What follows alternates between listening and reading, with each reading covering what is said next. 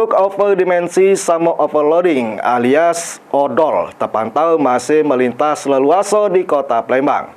Nanggapi hal tersebut, di Sub Sumsel bakal terus melakukan penindakan terhadap truk odol tersebut sambil nunggu revisi Perwali nomor 26 tahun 2009.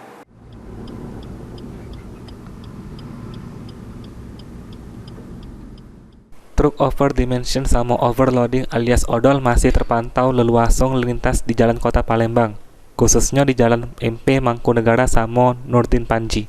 Nanggapi hal tersebut, Kabid Lalu Lintas di Sub Sumsel Yanuar Syahprin yang dikonfirmasi ngatoke kalau Dinas Perhubungan Provinsi Sumsel masih nunggu revisi Perwali nomor 26 tahun 2009 di poin waktu metu dari Pelabuhan Bombaru ke Jalan Residen Abdul Razak melewati MP Mangkunegara sampai ke Jalan Letjen Harun Sohar.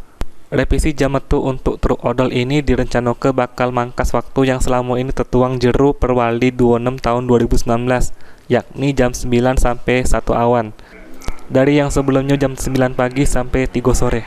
Guna penindakan sama pengawasan sambil nunggu revisi Perwali, sehingga masih terus dilakukan koordinasi dengan pihak kepolisian sama stakeholder terkait.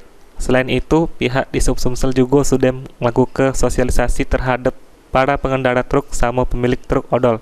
Sampai tempat pembuatan gerobak atau kontainer truk juga dilakukan sosialisasi. Angkutan odol yang khususnya yang melintas dalam kota Palembang ya.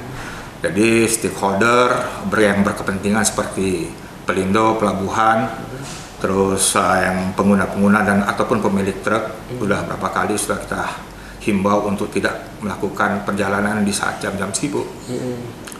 Jadi kita berharap juga mereka mematuhi apa yang telah tertuang di Perwali Kota Palembang.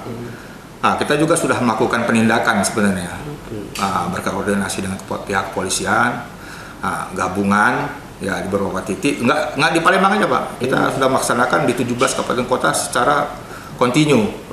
Akhir-akhir baru-baru ini kita melakukan di Pali, di Lubuk Linggau, di Musirawas dan lain-lain.